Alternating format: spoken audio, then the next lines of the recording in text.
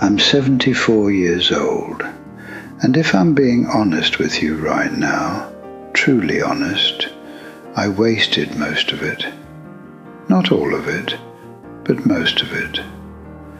I spent decades chasing things that didn't matter. I ignored the people who did. I told myself later so many times that later just stopped coming. And now I sit in this chair, in this quiet house, and I think about all the mornings I rushed through, all the dinners I barely showed up to, all the times my kids said, "Dad, watch this," and I was already somewhere else in my head. Nobody warns you. Nobody sits you down at 25 and says, "Hey, the clock is already running. Every single day you waste now, you will feel later." They don't tell you that. So I'm telling you, right now, because somebody has to.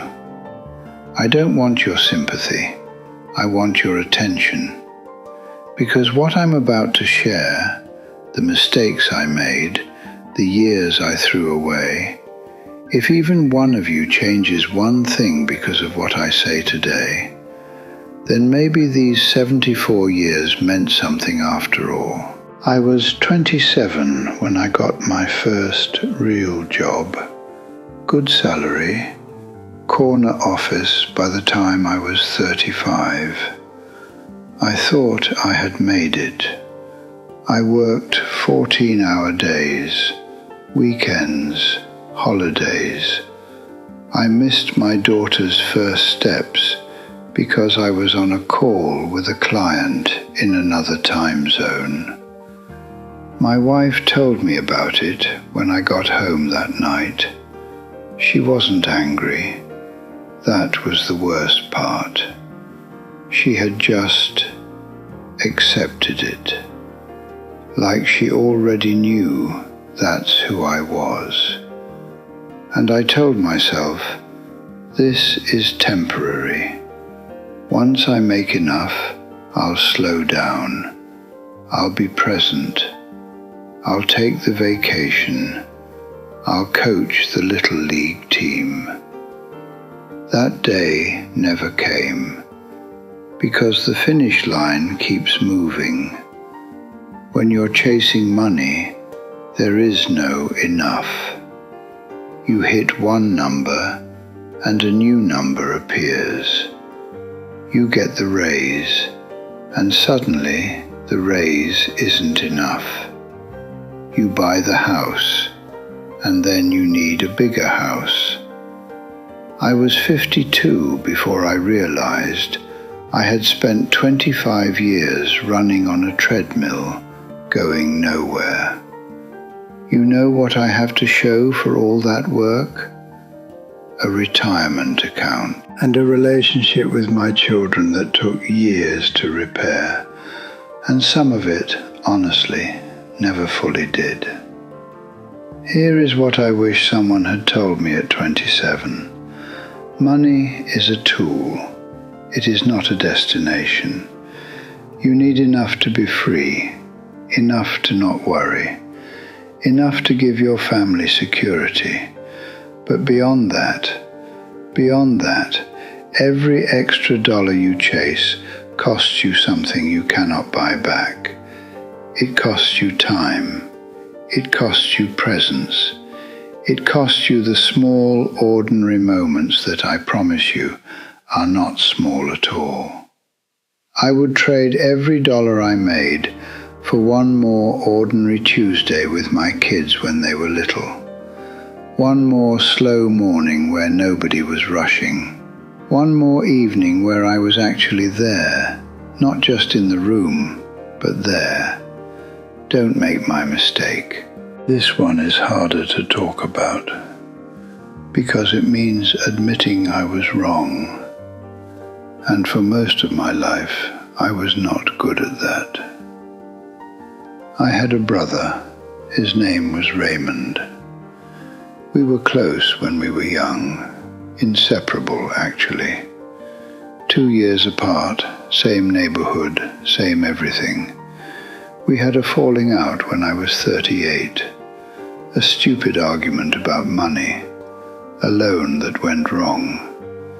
And instead of sitting down and fixing it like adults, like brothers, I let my pride do the talking. I said things I cannot take back. He said things too, and then we just stopped. I told myself he would reach out first. He told himself the same thing, I'm sure. We lost 11 years. 11 years of birthdays, holidays, conversations that never happened. He died of a heart attack at 62. I found out through a phone call from his wife. I didn't even know he had been sick. I sat in my car outside a grocery store, and I cried harder than I had cried since I was a boy. Not because he was gone, though God, that was devastating, but because I had chosen this. I had chosen pride over my own brother for 11 years, and I never got to say sorry. If you are holding a grudge right now against a parent, a sibling, a friend, an old partner, listen to me. Let it go. Not for them, for you. Because one day, one of you will get a phone call, and if you haven't fixed it by then, that weight will stay on your chest for the rest of your life. I know. I carry it every single day. Pride is a prison you build around yourself and call it dignity. Don't do what I did. Pick up the phone. Say the words, even if it's hard. Especially if it's hard. I don't want to end this by leaving you in a dark place. Because here's the thing, even after all the mistakes, even after the lost years and the broken relationships and the mornings I can never get back, I did learn, eventually. At 68, something shifted in me. My granddaughter, she must have been 4 at the time, she grabbed my hand one afternoon and said, "Grandpa, sit with me." That was it. Just sit with me. And I did. And we sat in the backyard and she showed me a ladybug on a leaf for 20 minutes. Just a ladybug. And she was completely amazed by it, like it was the most extraordinary thing she had ever seen. And I realized, that's it. That's the whole thing. Not the career, not the status, not the money or the titles or the corner office.